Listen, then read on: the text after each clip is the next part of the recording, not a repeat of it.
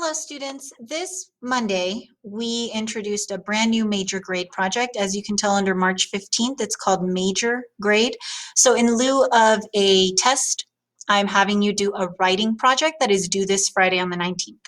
So when you click on Holocaust, select this, it will open this, which puts you here. If you'll go open that, and then while you're waiting, we looked through the slides. I'm going to repeat much of what we did today in class. We opened it and I told you to look through the slides. You might need to click pause on this video, situate yourself. I also want you to go to slide 4 and open this second link. The first one is the But Not Buddy book, which you will need, but you're familiar with. We want to start by reading the Holocaust passage, which looks like this. So again, push pause so you can figure everything out, and let's get started when you push play. So say you've already opened that, slide 4.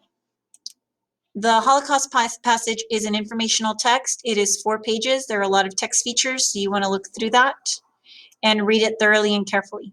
Now, as you're reading, I want you to think about what it has in common with Bud Not Buddy, which might not seem like it at first, but Bud had to survive as well in his own way. Also, the Holocaust happened in the 1940s. Well, Bud Not Buddy happened in the 1940s as well. That's the Great Depression. So something I want you to notice is looking at this map. That's the entire world. On one side of the world in the 1940s, the Holocaust was occurring, brought on war. But on the other side of the world where the United States is, which is where Bud Not Buddy takes place, they had the Great Depression going on. So it's another thing they have in common. As you read today, you'll also notice that on page 3, they mention a camp that they are at. And I want you to think about the tent city early in the book in Bud Not Buddy when he dealt with those people offering him some food, which wasn't exactly healthy or good for him, but he was happy to find new people. So you're just noticing similarities and differences. So I would push pause, read this passage, and then we'll continue from there. So push pause and read that passage. Okay, so let's assume you've now read it. And again, let's look at our assignment. On slide 2, I will award points based on these 4 items. The first one says Bud Not Buddy T-chart answers. That will happen on slide 5. 25 points for filling this out. I'm going to go back and forth. So the next one is Holocaust, which means on slide 5, you also fill that one out, 25 points. Fill it all out, you get 25 points each. You already have a 50. Obviously, if you don't do it, that's 0 points. Then you'll highlight the differences. We are going to go over this in class, but this video works for anyone who's absent or needs to explain what to do. Slide 7 is where you'll make some notes, and then it says to highlight what you notice. And we'll talk about that a lot in class. And then finally, and a bigger part of this is you completing the paragraph assignment, which again, we will discuss in class, but I'll explain more here. So in order to score a 40 on your major grade, which is not the goal, you would go down here. You would not do this part. You would not do that part. You would leave those blank and you would write maybe 2 sentences. You're going to get a 40. I know you read the story. I'm giving you some credit, but this is a 40. As you move along the rubric, you'll score 25, 50, 75, 100 by doing all this. So you want to do this, check, check, check, check, to score 100. Then in class, we looked at important vocabulary. So before we started reading, we wanted to write what we know. You're just reading these directions. Can you remember what these words mean? Try that. I do share with you my answers right here, but you want to try it on your own first. So push pause, and when you're ready, here are the answers. You could push pause on these answers. Match yours to mine, fill in the ones you're not sure about. Now this slide 3, I'm not taking for a grade. It's just helping you activate your background knowledge. That's a good thing to do as a reader. Slide 5 is where you really need to focus on. We've been doing this in class. You are doing this column for this one and this one. So for example, what's the title? Bud Not Buddy. You go search the name of the author. My Story of Survival, it doesn't list an author like it normally would, so we gave the credit to Sammy Harris, but as you'll see in college, you do want to list your references, so Scholastic website, that's why I put that there. If I were to search the topic, this would probably be about a Holocaust, the war, suffering. Do the same for But Not Buddy. Again, if you're not sure what this is, like how do I do this or what is author's craft, I explain it here. So you really just need to read these and go across to that. This is what we did in class today. So you could push pause and fill these in. And we'll be working on it in class together this week. So that's already 50 points. This is not all the answers, but this is to give you an idea. For example, author's craft is what was the mood? What kind of writing did he do? So in But Not Buddy, he had language from the 1940s, so we did have to look up some of those words we weren't familiar with. And sometimes it was a fun book. It is fiction and it was entertaining, but that story of survival is direct. They use everyday language. It's direct English terms that we know, maybe some new vocabulary. But the mood is sad. Not intentionally, it's just a fact of what occurred. Okay, so you would fill that out. Now, directions part 2. I have not gone over this in class, but I'm explaining it in this video. Read these directions. Once you read those directions, again, push pause as you need to.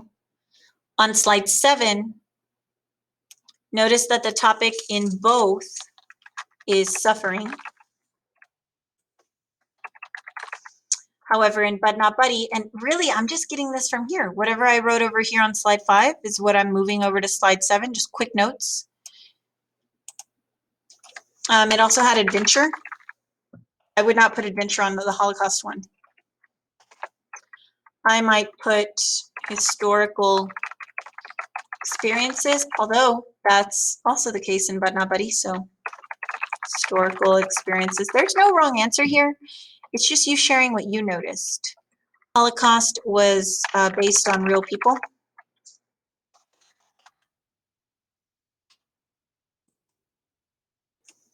This something else that happened in But Not Buddy, it discusses orphans. It does too on Holocaust. But you'll fill that out for each one. See, like over here, this would be fiction, also known as literary texts. Over here, we have nonfiction, also known as informational texts. Pause as you need to so you can catch up.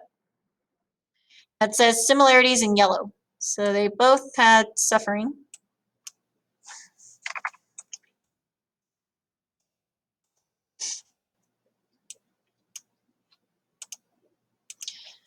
They both had historical experiences.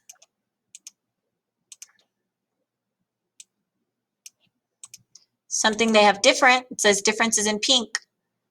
Bud has adventure.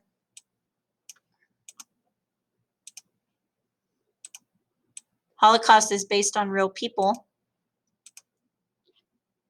Would also color orphans. So I'm looking for that, at least one pink and one yellow in each. You're doing the rest independently. I'll help you in class. It really helps to be in attendance, on Zoom at least, to go through that. So you'll fill that out. And then finally, and the most important part of this project is your paragraph. Create a summary paragraph that lists some similarities and differences. So I need slide 7 filled out. And I'm turning that into sentences. So I might say, in But Not Buddy, there is a main character on an adventure.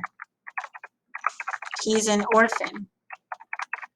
This is similar to the story of Sammy Harris in my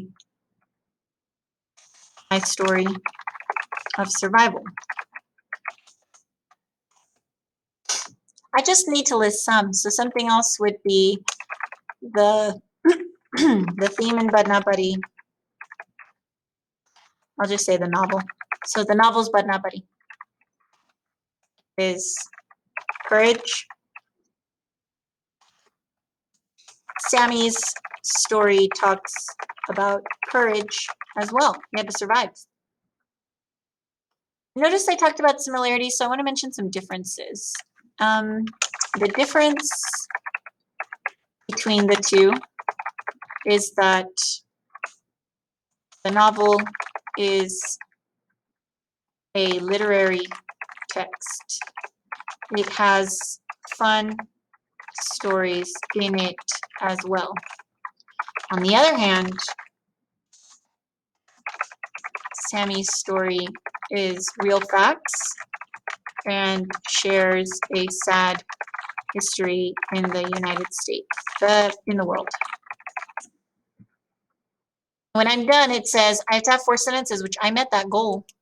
An excellent grammar, I checked that grammar here.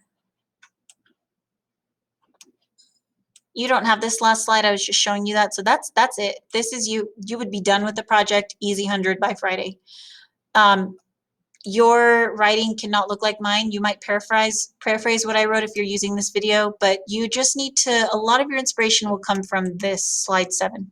I think once you fill that out, you'll know much better what sentences to use. This is a major grade and it's due Friday. You lose 10 points every day after that. So email me, talk to me on Remind if you need help. I'm here during homeroom time for you. We can do a Zoom. So communicate and ask for help.